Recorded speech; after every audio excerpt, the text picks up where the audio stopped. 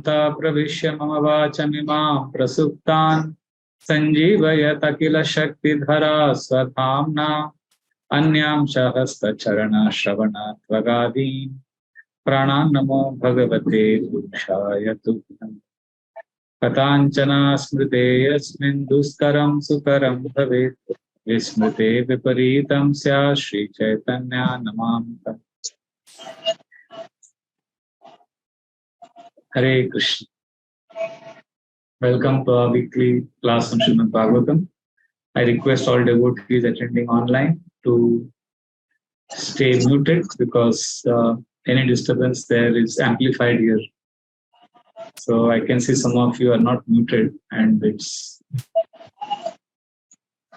please mute. Yeah, thank you. So today we'll continue with the 6th chapter of the first canto. We have completed how many verses? Anybody remembers? 10. We have discussed up to 10 verses. Today we will start with the 11th verse of the 6th chapter. So anybody would like to summarize what we discussed last time? Anything you remember?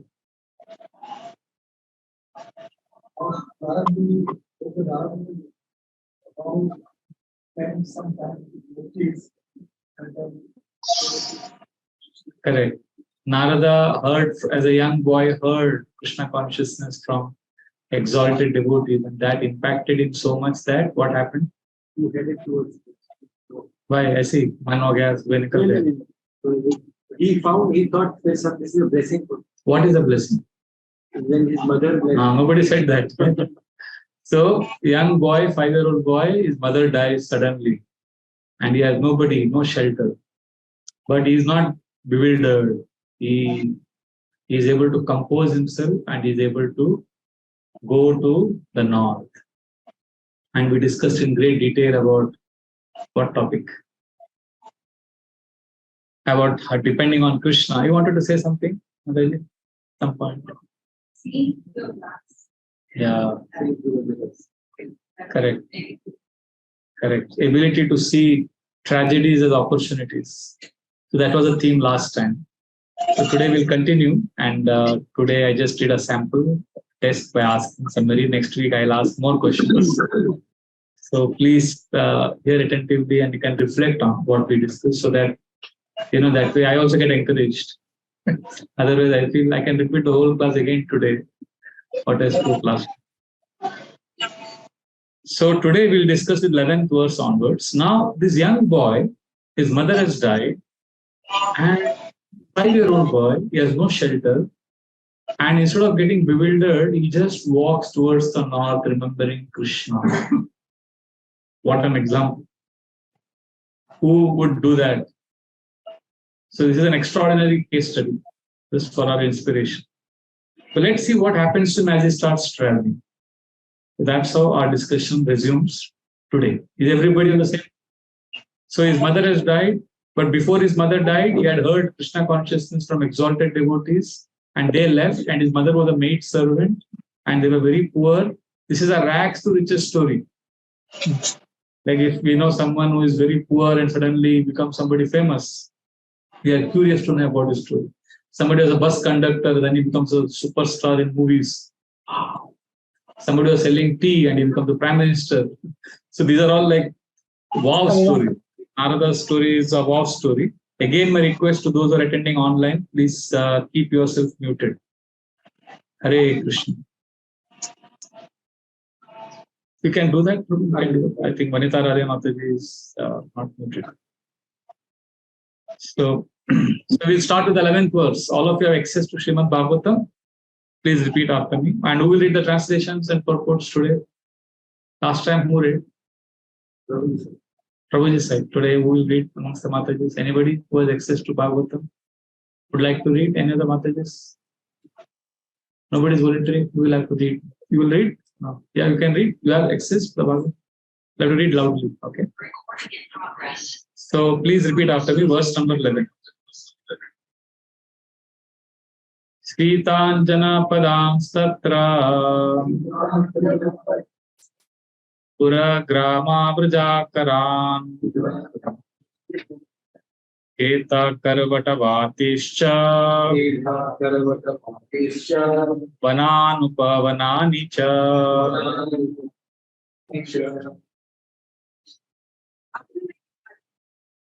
Many flourishing metropoles, towns, villages, animal farms, mines, agricultural lands, valleys, flower gardens, nursery gardens, and natural forests. So after the death of his mother, he is not dwelling on the tragedy. He is passing through many flourishing metropolises, and he's explaining where all he's traveling. See, the death of his mother has made him focus not on why God did this to me. Instead of that, he's focusing on devotional service. So now this is a very extreme example. What Narada did as a young boy, he didn't do any social obligations. He just left. He didn't even wait for all the 12th day samskara, all that. This can't be imitated. We have to keep connections with our social responsibilities. We can't artificially imitate, and we can't absolve ourselves of our responsibility just because some exalted devotee did this. So many times we imitate such great souls because we want to avoid responsibility. But we have to understand that the principle here is we need to remember Krishna. We have to keep Krishna in the center. So if you are keeping Krishna in center, then you can keep all your obligations on. You can do everything. And if you don't keep Krishna in center, then all our relationships will not only be temporary, but it will also be painful. See, there is a tree, and the tree has two branches, for example, many branches. And there is a leaf on this branch, and that leaf wants to have a relationship with another leaf, which is on another branch. So they decide to fall from the branch. On the ground, they meet. How long will their relationship last? They will wilt away.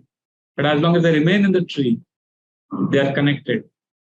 Similarly, we have to have the tree of Krishna. Then our relationships become spiritual. Otherwise, our relationships will wilt away. So therefore, if emotions are only material, we can't progress. It's very important. Sometimes, there's a lot of bhavuk emotions, crying, laughing. This is natural, nothing against it. But there has to be Krishna also. Then those emotions get purified and we will not act recklessly. Otherwise, emotions can overwhelm us. Do you know examples of people who have acted, who have lost their balance because of emotions overwhelming their consciousness? So Narada's example teaches us that we need to have God as the center of our life. And we have that, then when emotions become too much, we'll remain cool. It is like this, imagine your consciousness is at a level, we'll give a numerical number to your level of sanity consciousness. It is at level 3, for example. And your problems in life, your challenges, financial situations, children's problems, business stress, right? All of us have some, we all have different roles we play. Each role we have different goals. And there is a dichotomy in all these roles. And all these problems, if we give a numerical number to all the problems cumulatively, let us say it is at level 1. And your consciousness is at level 3. So because your consciousness is above your problems, you are able to, you are still sane. You are not going crazy. But material world is so crazy, upheavals can happen in an instant. Suddenly your problems from level 1, it can come to 6. And where is your consciousness? 3, what will happen? You will get buried. You will go crazy. But if we have Krishna consciousness practices, and we keep our level of consciousness at level 8, for example, and your problems are at level 3, even if they shoot up till 6, 7, you still remain above your problem. So why we insist on practices every day? Why we insist on studying Bhagavatam? Why we insist on having practices? Chanting, sadhana, reading Bhagavatam, deity worship, being kind to others, appreciating others. These are all practices that keep our level of sanity, it gives a window, a buffer between you and the problem. There is a cushion. So even if it jumps up, so every day, you could have a practice in the night, just like those of you who are in finance, you have a credit and debit. You keep a ledger, kitna paisa gaya, kitna aaya. So, when you are doing all good activities, it is like earning spiritual wealth. You can write on one side. And wasting time in, mundane things, criticizing, gossiping, mundane movies, mundane things. It's like spending your precious time and energy, which could have been helping you evolve your consciousness. But sometimes it is needed. It's like you need to spend money. Sometimes you may need to spend your hard-earned spiritual wealth. Okay, but then if your earning is more than your spending, you're still safe. Credit on it. But many times what happens, you're spending more than what you're earning. It's not sustainable. You will break down sooner or later. So these Bhagavatam classes, which we have every week, the whole mood of these classes is to help you take your consciousness a little higher. Like for example, today we had what? 2.5 hours of this appreciation. The ashram, the sitting once in a month we have. So we called some of the staff and then we appreciated them and we were hearing about their struggles, challenges. The whole energy was positive. In the morning we chant together. We do our japa, we hear Bhagavatam. So all this is like, and suddenly sometimes problems come. But we are keeping Krishna in center. That is the theme. So Narada was the other extreme. You are only Krishna. No Krishna in center. Nothing else in the circle, not only in center, everywhere there was only Krishna. So because of that, he could easily survive this problem. Therefore, Kunti Devi in her prayer, when she is praying to Krishna, Kunti is the mother of the Pandavas. She says, Tvaime ananya vishaya matir madhupate sakrit ratimudvahata dadha gange vogamudanvati. She says, my dear Lord, let my attraction towards you go so strong like Ganga flows towards the ocean. When Ganga is flowing towards the ocean, anything comes on the way, it just flows. Similarly, she's saying, I want my consciousness to just flow towards you. And she goes to the extent of offering a prayer that cut off my knots of attachment to my sons. That doesn't mean she's left them. She's not saying that I want to leave all of them. She's saying internally I want to be detached.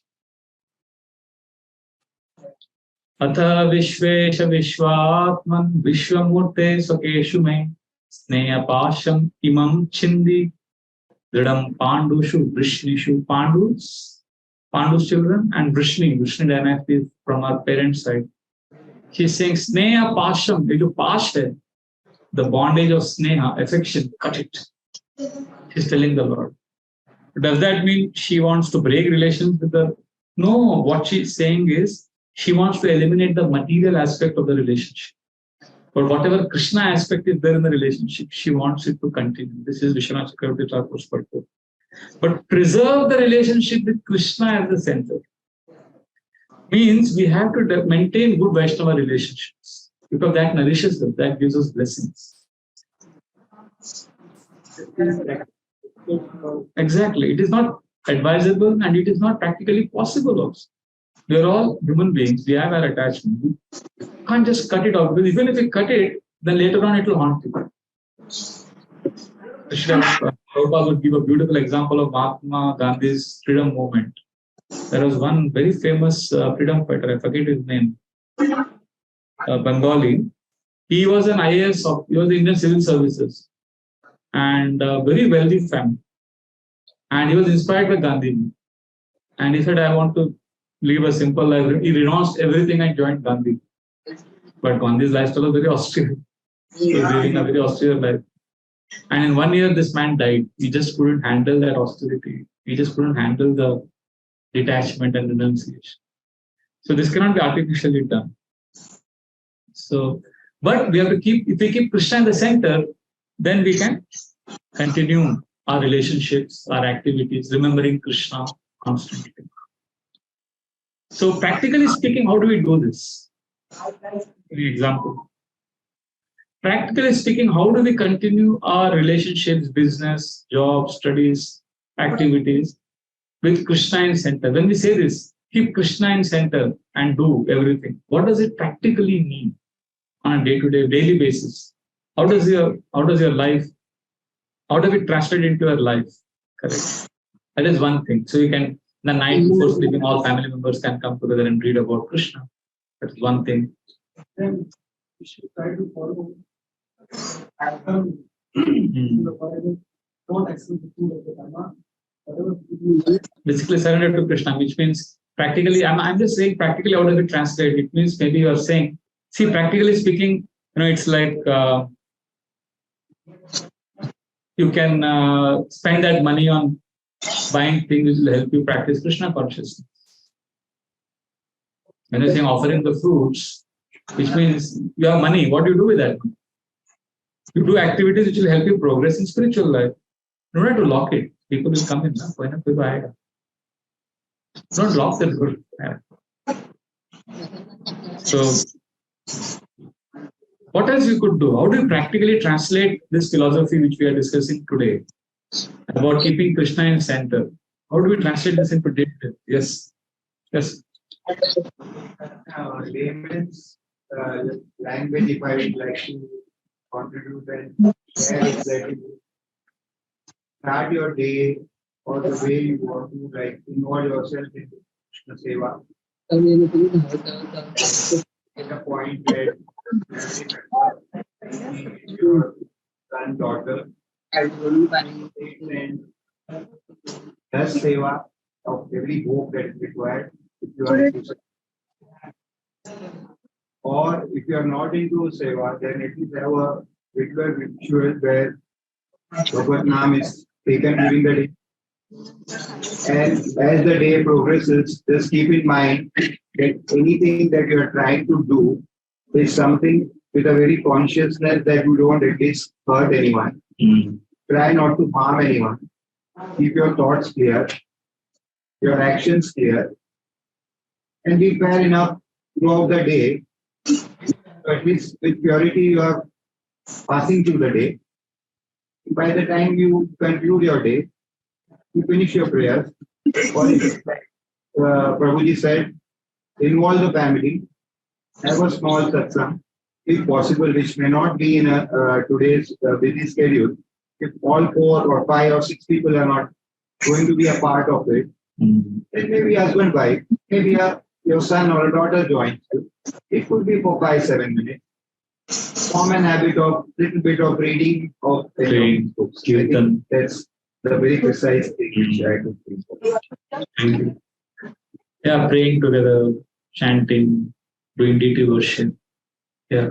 What I have understood now is that each one of us in our family can be responsible of how we inculcate our selves and health in the family to surrender to Krishna. So, if, for example, the mother or the lady of the family, when simple things like when she's cooking, she can always say, I am cooking for Krishna and serving prasad to the family. And then got to the children that whatever you cooking, whatever you surrender first yourself to Krishna and say, I tell it a better way to serve Krishna. The of the family, whatever he's earning, he needs to try in the best way to earn it in the correct way, correct things, and then using that for serving or maybe or the seva. So in that way, slowly the society, the extended family, they will also see unto Krishna. They'll feel inspired and maybe they will also take up the path of keeping Krishna at the center of. Correct. For birthdays also we can have something like the children, a small program where they do kirtan and all these things. Yeah. It's beautiful. This is a very practical way of making Krishna the center of your life. You're cooking prasadam, you can remember Krishna, offer it. Instead of eating food, ordinary food, you can offer it to Krishna and honor prasadam. When you're earning money, you can remember Krishna. Bhakti Yoga is about emotions to Krishna, remembering Krishna. And it is possible at all times to remember Krishna. So Bhakti Yoga is very practical. And what about detachment? What about scriptures constantly saying that we should be detached from material life? How do we translate this detachment? Is it possible to get detached from material life? So does that mean the scriptures are wrong? Or how do we translate detachment into practical life? How do you get detached from material life? Try to get more attached to Krishna, then that will automatically happen. That's interesting. Yes. That's what generally people do. Also, detachment doesn't mean giving up things. Detachment means basically two things. One is, first of all, knowing or being aware that whatever you're enjoying or whatever you think is yours is temporary. This is the first thing. To be knowing that this is temporary. And second, continuously reminding yourself that this is temporary. What will happen by this? Any guesses? What will happen if you constantly remind yourself that whatever I'm enjoying is temporary? This will go away one day. What will happen?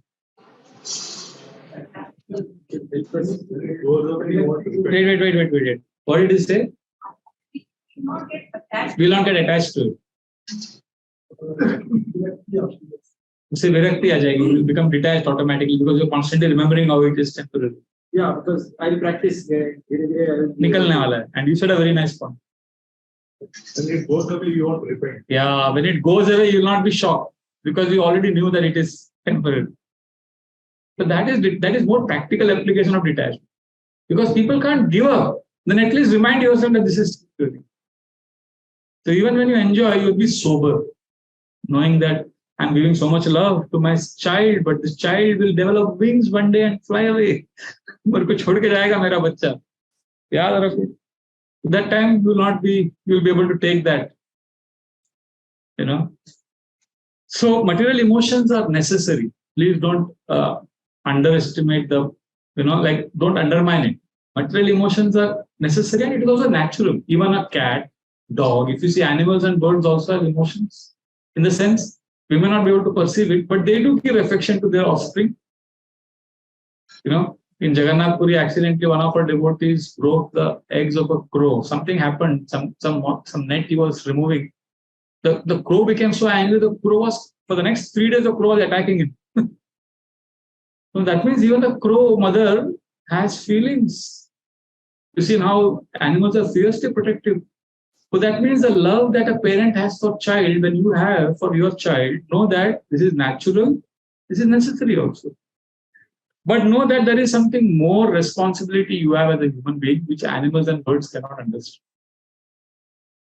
You can think about death. You can think about life after death. You can go beyond what is apparent. Isn't it? Like Srila Prabhupada often gives this example that animals and birds don't understand what is death. If you feed grass to a goat in a slaughterhouse, the goat is being slaughtered and the next goat is given grass. The goat is peacefully eating grass. He doesn't understand that he is next in the line. Whereas a human being, if you are seeing death in front of you, either you will try to stop it or confront it, or you will run away, or you will escape from it. In the sense, if you see, somebody is going to kill, or somebody is already killed, and you are the next. So the point is that human beings have more evolved consciousness. They understand. They want to defend themselves more. Their consciousness is more developed. So we need to ask ourselves, what is death? What happens after death? Who am I? Where am I going after death? And slowly connect to the principle of eternity. Otherwise, when tragedies occur to us like Narada's life, Narada faced, we will be clueless and we will suffer a lot. But let us further see what Narada did. verse number 12. Chitradato vichitradri iba bhagna bujadruma jalasayan shiva jalan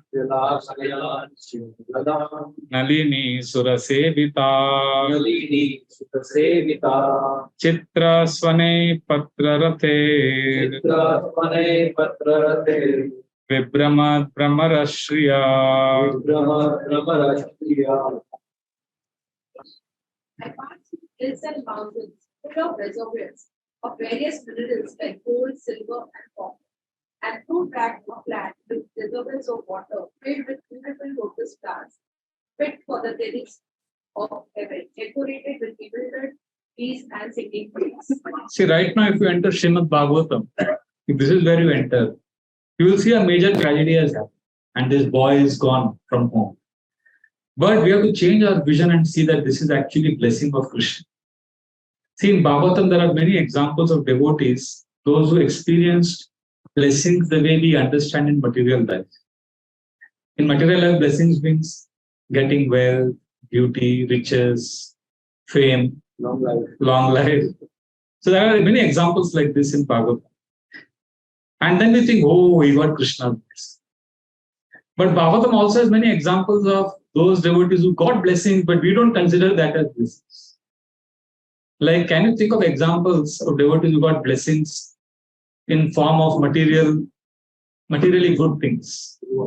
Dhruva. Who else?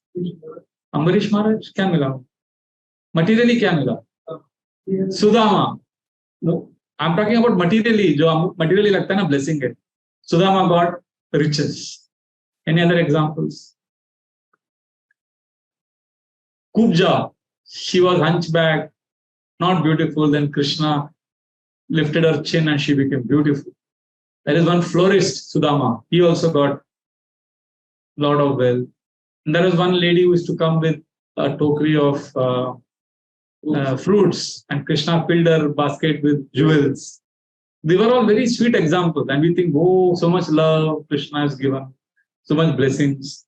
So we have other extremes where devotees have apparently gone through losses, like Parikshit Maharaj going to die, Pandavas, Bali Maharaj, Chitraketu, Kunti. These examples are also there in Srimad Bhagavatam.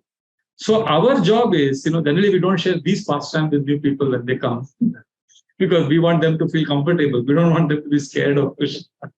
But eventually, we have to see both these pastimes as same. We have to see Krishna is giving blessings to both of them and is glorifying both devotees. This is very important for us as we advance. Otherwise, we will remain in material consciousness. See, we see in the Bhagavatam, there is a great example of Vidura. Vidura whole life, he sincerely served the Kuru empire. And the reward he got was, Duryodhana accused him of being a traitor and insulted him and told him you have to leave the kingdom with only your breath, which means you have to give up everything. He was accused of being a what do you say, namak haram, we said, that you are biting the hand that is feeding you. You are a traitor. So he was very hurt. This was the reward he got for selfless service. So what happened in his mind? You think he was very cool? No, he went through pain. Like you will go through pain when you are misunderstood. Has anybody here not been misunderstood ever? आपको लगता है अरे कोई समझता नहीं मेरे जज्बात को, मेरे दुख को. I am trying to say this. Always you say my intention was this, but I have been misunderstood. We always feel like that. कोई नहीं मिलता समझने वाला, जो भी मिलता है समझा के चला जाता है. And that is our life, right? So Vidura has been banished. His decades and decades of service has been undermined. And what is his response? Beautiful. Bhagavatam says, Saitamatyul Banakarna Bane Bhratu Puromar Masutaditopi Swayam Danurdhvari Nidhaya Maya Gatavyatoya Puru Manayana. Saitam Atyul Bana Karna Bane. So Vidura's situation was very interesting. He was humiliated. Saitam Atyul Bana Karna Bane. उनके कानों में arrow shoot किया गया. And very poetically, he is a Kshatriya warrior. Karna Bane. Like, humiliating words was told to him. So what happened to him? And who told him? Bratu Kuromar Masutadi Topi. His brother is sitting there. Dhritarashtra is watching all of this and he's a mute spectator. He's not saying anything. Mar Masutadi Topi. Itna tadan ho gaya, itna pain ho gaya Vidura ko heart mein. It was unbearable pain he experienced in his heart when he was insulted. Look at this. This is our situation. We can't be like Narada, extreme, completely detached. Right? And we can't be a materialistic person. See Vidura, what happened to Vidura? Vidura, what happened? This is what will happen to us. We'll go through pain. And Vidura had to give up his bow for a Kshatriya, Giving up a bow is like a very big insult. It is like telling a modern man, give up your smartphone. Aapka smartphone is inseparable from it. Somebody was saying, आजकल के बच्चों के हाथ से smartphone छीन लेना मतलब ICU में पेशेंट के मुंह से वेंटिलेटर निकाले. They go crazy. So basically what is attached to Kshatriya is attached to his bow. He's a warrior. Swayam Dhanurdhari Nidhaya Maya. He had to give up his bow. He had to give up his wealth. He had to give up his house, everything, and leave the kingdom. But at the same time, he was going through pain. Marmasatadi Topi. At the same time, because he was a sincere practicing devotee for the last so many decades, you know what happened to him at that point of time? He was in pain, but he could understand the illusory energies bewildering Duryodhan. Although he was emotionally pained, but he still had the intelligence clarity. Dono tha. Many times what happens to us, I told you, our consciousness gets overwhelmed by the problem. That means we lose our clarity and sense of discrimination. But when we are connected to Krishna, then emotionally we will be hurt, but our clarity will also be maintained.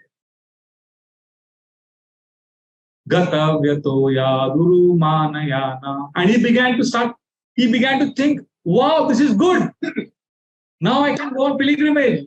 I couldn't go on yatra for so many years. I was so busy with kingdom responsibilities. Now I can go to holy places, hear about Krishna.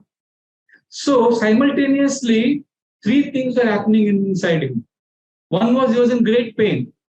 Second, his intelligence was active. Sense of discrimination was active. And third, he was also happy. Generally, in this world, I have seen people glorify people having fixed emotion or clarity. Ambiguity is not glorified. But I openly say I'm an ambiguous person and I'm okay about it. Like in Facebook, they are like or dislike. Why I'm not in Facebook? Because I prefer to have an icon where it says I like also and dislike also.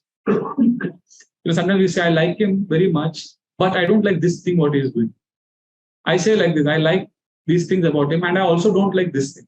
I don't say but. I'm okay with both emotions existing. So it can happen. Vidura was sad also and he was happy also.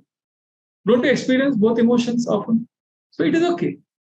But the advantage is when we have Krishna, we will be also happy. Otherwise, when you are sad, you will be only sad. See, in material life, without Krishna consciousness, you are sad means you are sad.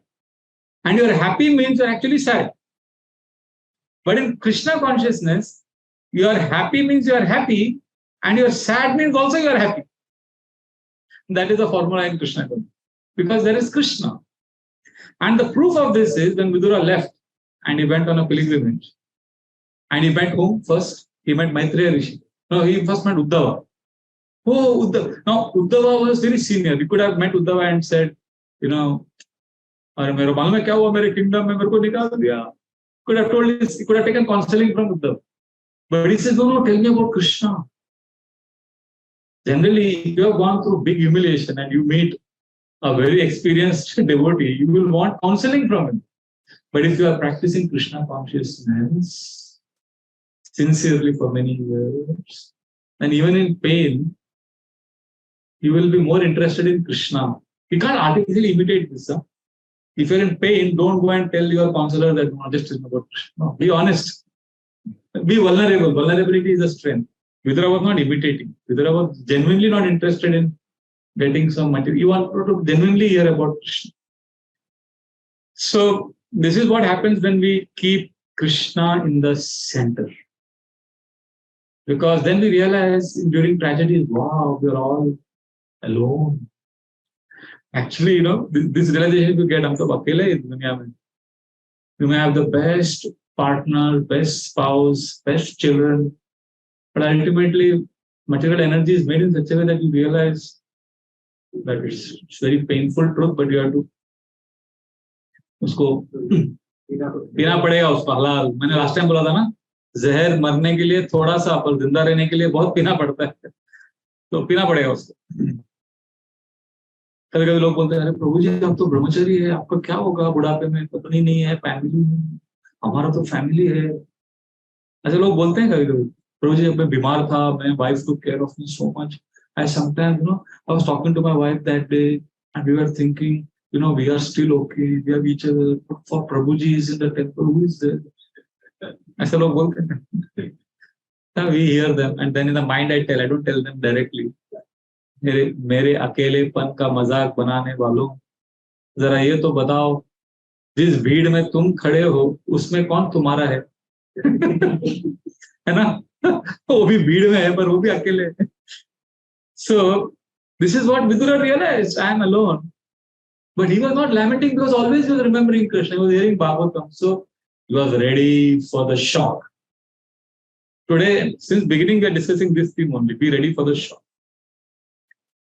So in tragedy, we need to become sober. I remember when in 2012, May 14th, was a big tragic day in our community. 11 of our devotees died in an air crash, Nepal air crash. And it was such a shock. And one of them was a brahmachari.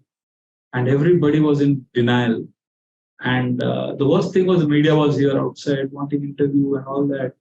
It was a sensation for others. For us, it was pain. And I remember that day in the evening, we all were doing kirtan. Same thing what we were doing every day. We were doing, but it is a crime. Next day morning, there is deity worship. We were doing everything. Everything was happening. Mangalarti, Narsingarti, everything was going on. But everybody was sad. Everybody was devastated. But nobody was pretending to be laughing or smiling. We were sad, but we were glorifying Krishna.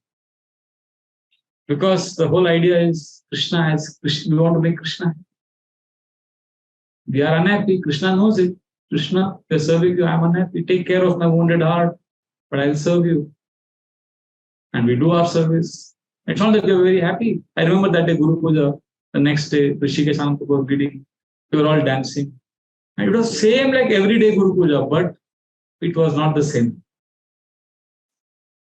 And we were all sober and quiet, but we were consoling ourselves that Krishna, we glorifying Krishna. Krishna is seeing this pain.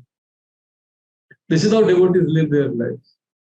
When Srivas Thakur, his son died, and Chaitanya Mahaprabhu and all devotees are doing kirtan.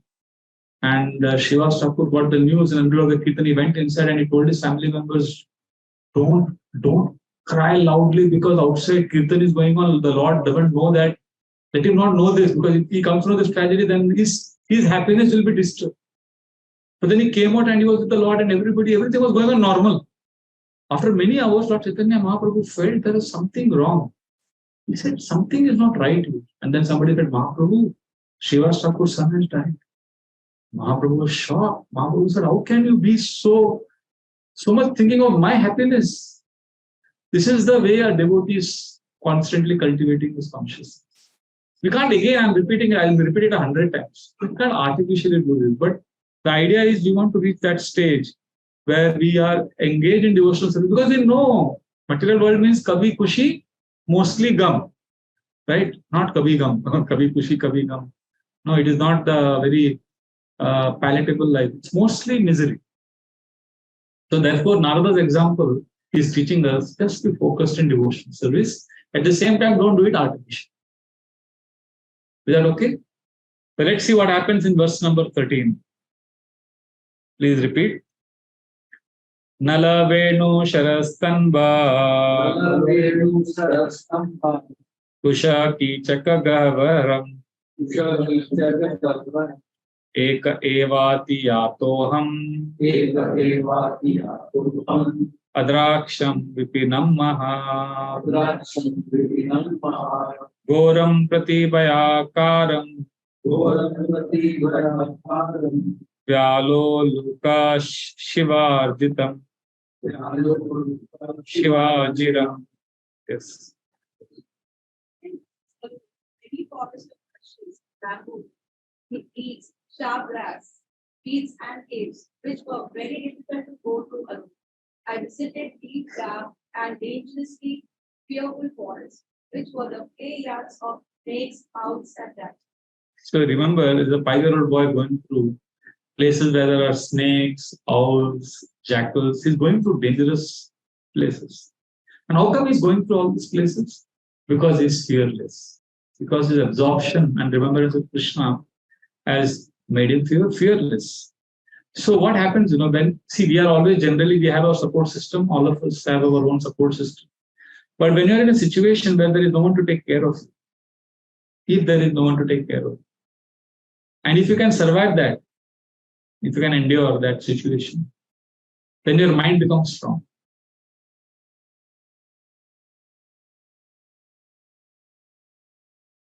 And then you will survive for long. Otherwise, you will break down. Like, I met one of my very close brahmachari friends. He's now a grihastha. He's married to an American lady staying in America. He was a brahmachari here for some years, and I was with him. I had gone to visit him when I was in America. And at one point of time, and he's been having eternally, his health was always bad, even when he was here. And after marriage, he went through a very serious health crisis. He couldn't even get up from the bed. So it was very extremely painful, extremely painful. But his wife is an amazing, amazing lady. And she took care of him such an amazing way that her father also came. Her father is a very big CEO in a company. He left everything and came and stayed in their modest house to take care of his daughter and son-in-law.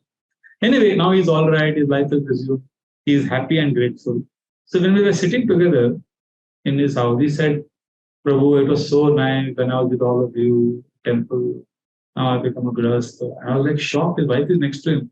It is like telling his wife that I made a mistake by getting married to you. I said, stop it. What are you saying? Do you know how lucky and fortunate and blessed you are that you have a wife like this? And then she became happy. And he also realized, because emotional ho gaya na, saath mein aa gaye itne. But then I told him, Prabhu, just look at the logic.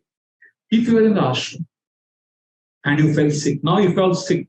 How many of you have fallen sick in life, very sick? Okay. How many of you, when you are very sick, you get confused sometimes? You feel confused when you are sick? You get disoriented? And when you are sick, you need orange juice. You need to take it so that you become better. So your spouse or your relative gives you, mother gives you orange juice. That is NIGA. So what that person will do? Scold you. Pina padega. So then chupchap you drink and then you become all right. So you are disoriented. You can't think for yourself. Now if you live as a renounced order person and then you are staying inside and you are sick, दवाई देके आता है आपको कोई आके orange juice नहीं चाहिए, हाँ ठीक है, लेके जाएगा। बेचारा वो अपना सेवा करेगा, आपको प्यार से कोई देगा नहीं। But then he realized, I felt so, this sickness would have come to you anyway if you were in the ashram also. And there nobody, people will give you, technically you will be taken care, but what you are looking for is an emotional support. So are you not grateful that you're getting? Then he realized, yeah, my wife scolded me, but that scolding is love. Like I know one person, one brahmachari who has some diabetes issues, sometimes it becomes serious. And one day there was jalebi made and he was eating jalebis. I was like, and nobody was telling him because वो है ही नहीं ना, जो पत्नी कर सकती है कुछ या माँ कर सकती है, वो हम लोग नहीं कर, हम अपने अपने दुनिया में. So the point is, so in one sense, that support system is good, but in another sense, when you have no one and if you can survive, your mind becomes strong. But ultimately, everybody will be alone. Are you getting what I'm saying? I'm not saying good, bad. I'm not saying that, oh, you are unfortunate, you are lucky, because we know I have met so many grihasthas who after so many years of marriage also they are dukkhi only. Like I called one marriage counselor, husband and wife, they are married to each other for 45 years. I said, Prabhu, marriage और कुछ लोग हैं जिनको मैं preaching कर रहा हूँ, all young couples. Can you tell them about grihastha ashram? So they said, and all this I was preaching to young couples, 30, 32-year-old boys and girls who just married. So this couple said, what do you want us to speak? I said, you're a professional marriage counselor. Can you tell our couples how to be married, happy in married life? They looked at each other and they said, we are married for so many years and we are not in our married life. We are there, we are doing our duties, responsibility. And then that person said, either you are happy or you are married. Oh.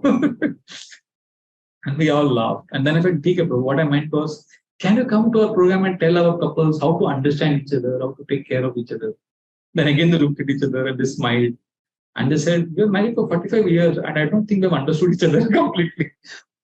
So it's not easy. So we know that life is tough. So either ways, both sides. So, but mentally you can become strong.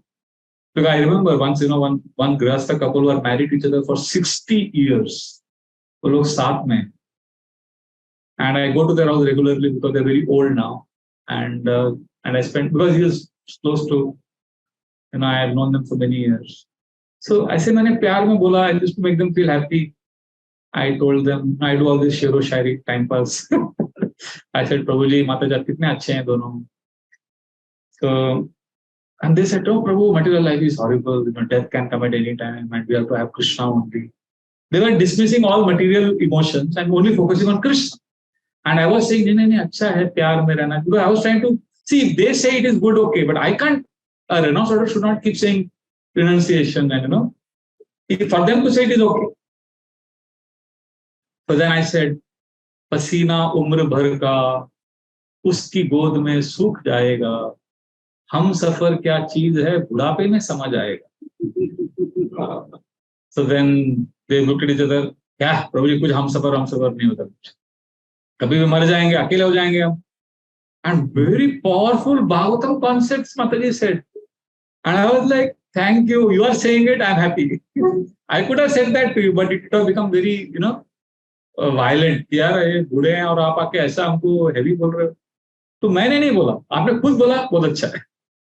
So that is the point. You have to realize it. You can't expect me to or any non-certain person to tell you that. You should know you are alone. That is the whole message of Bhagavatam. Suno Chupcha and you understand it. So Narada is going through many places. Now a dense forest, which is the playground for snakes and jackals. And he's fearless. Why is he going everywhere? See, Mahabharata explains there are 8 symptoms of lust. That how do you know you have a lot of lust, wrong desire? 4 things are, those things, common things we say, illicit sex, meat eating, intoxication, gambling. There are 4 others mentioned, which is fault finding, is a sign of lust. Attachment to mundane music and dance. And 3rd is sleeping in daytime. And 4th is desire to see different places and travel to different places for a variety of enjoyment. Because travel and tourism is a big industry. According to Mahabharata, that is a sign of lust. Now, little Narada is also traveling everywhere. Is that lust? Is he traveling because he's dissatisfied and he wants variety of enjoyment? No. A renounced order person, a sannyasi, or one who is detached, he travels for a different purpose. He travels for 3 reasons. Only if he has these 3 reasons internalized, then he can travel to different cities. And Narada is internalized these 3 reasons. That is why he is traveling. What are these? First is to gain faith in God. He travels to gain faith in God. Why? Because he goes to different places. He sees how Krishna is protecting so many people in so many places, how life is going on. So that gives him faith in Krishna. Second reason he travels is to develop strength of mind. Because when you travel, there is no guarantee what you will get. Sometimes comfort, sometimes discomfort. In some houses I go, sometimes when I was traveling, I got nice prasad. Sometimes I got only pizza. Sometimes I got maida, sometimes, which I can't eat. So create sometimes a lot of hospitality and sometimes different kind of inconveniences, listening to different kinds of problems, but sometimes private space, sometimes no space. So what happens? Mind becomes strong, unpredictability. You don't know what will come. First is faith in God. Second is mind becomes strong. And third reason why a sannyasi travels is to enlighten others with the message of God, so that he can give Krishna consciousness. So therefore, Narada is traveling not because of he wants to see different places. That is not the idea. But in modern times, you can't travel so much. So Srila Prabhupada writes in the purport that stay in one place most of the time, chant, study, connect with God. What is important here is Narada is traveling to all these places, metropolises, different cities. He is not like feeling like, wow, अरे ये क्या मस्त जगह है. He is not overwhelmed, अरे ये देख लिया, अरे डिज्नीलैंड देख लिया, वो देख लिया, Niagara Falls देख लिया. So कुछ, he is not excited. Vishwanath Chakravarti Thakur says that he is going through many situations. Like we also will go through many emotions, many situations in life. But Narada is not finding any situation surprising or shocking. Why? Any guesses?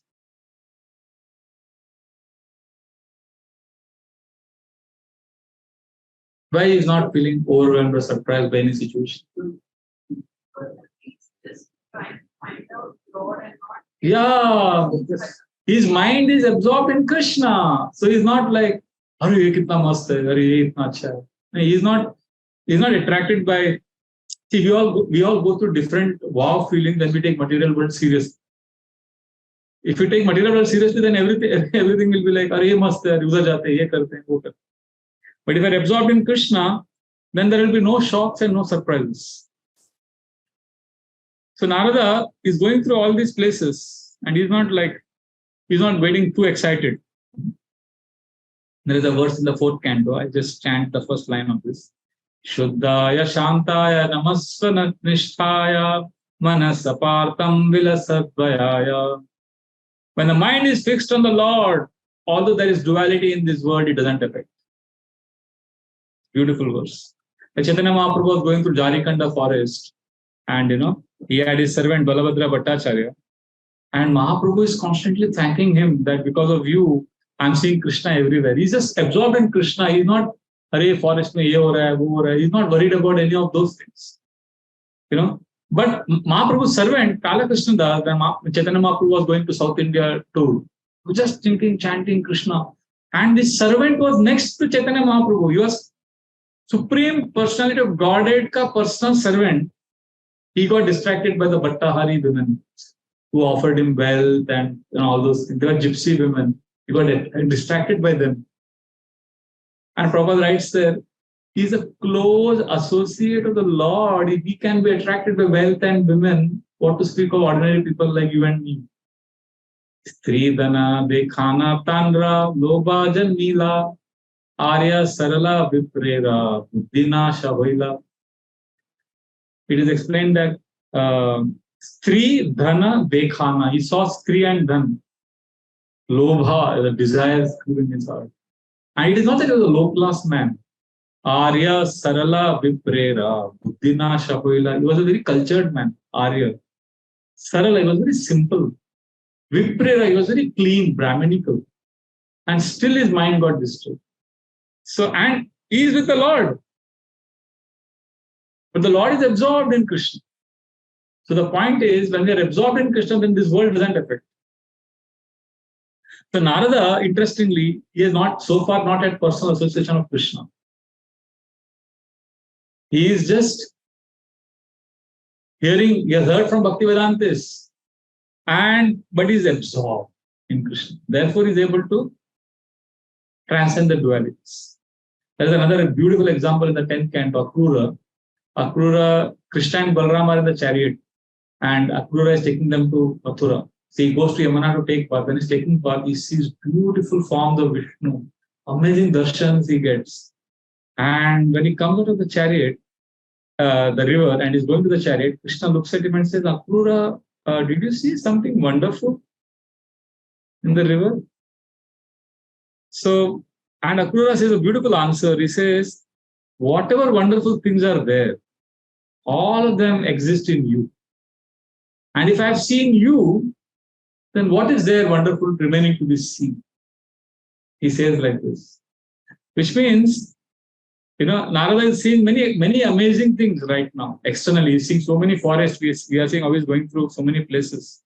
But because he's absorbed in Krishna, he doesn't feel that there is anything amazing that he needs to see.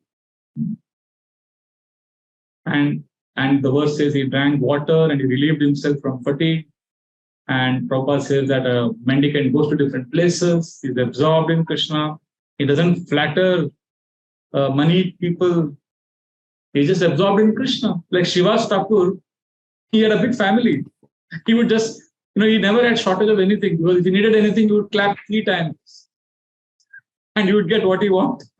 We can't imitate that. But Bhagavatam says, for those in the renounced order, Chira nikim pati nasante dishanti bhikshan naivang ripa parabruto sarito pashushyan Ruddha guva ki majito vatino pasanna kasmad bhajanti kavayo dhanadur madanda. Shukdev Goswami says, oh, Chirani, why are you running after buying good clothes? Are there not useless, discarded clothes lying on the road? Pick them up. Chirani pati nasanti dishanti bhikshan. Are people stop giving charity to beggars? Just be who you are, you'll get some charity. Nevang ripa parabruto sarito pashushyan. Are the trees stop giving fruits? You will get your food.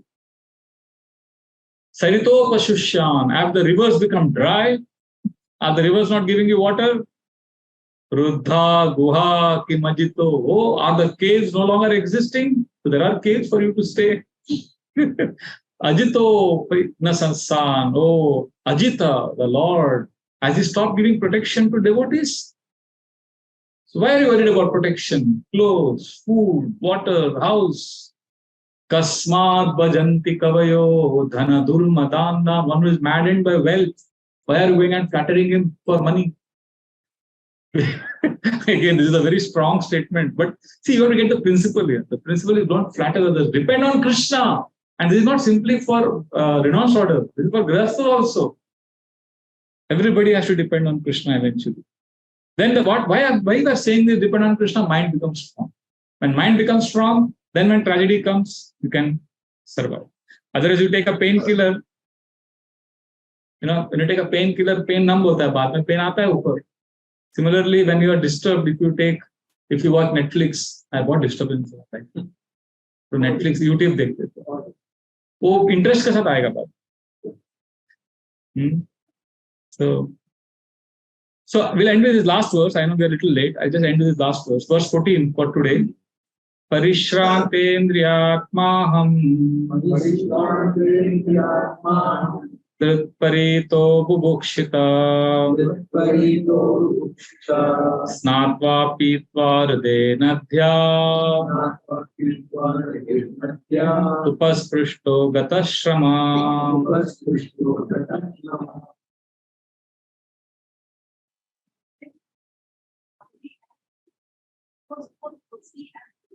So I took a bath in a river lake and also drank water. By contacting water, I got to heat from it. So he was tired, he had traveled so much, he stopped and drank water. Read the purport also. But traveling Mendicant can meet the needs of the body, namely thirst and hunger, by the gifts of nature without being a beggar at the doors of the householder. The mendicant therefore does not go to the house of a householder to beg, but to enlighten him spiritually.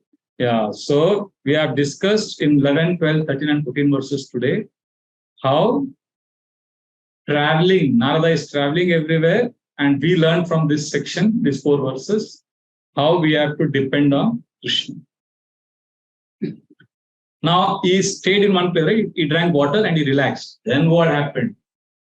Then he started meditating on Krishna. And this is going to be very exciting. How to meditate on Krishna. Because this was all traveling. He traveled, now he stopped here, he drank water, and he sat down. And now he's going to do meditation. So 15, 16, 17, 18, and 19 verses, which we will take next time. We are going to discuss what is the meditation Narada did, and in his meditation, what happened? What did he see in his meditation? That we will take up next time. Thank you very much. Hare Krishna. Grantra Srimad Bhagavatam ki jai. Srila Prabhupada ki jai. Hare Krishna.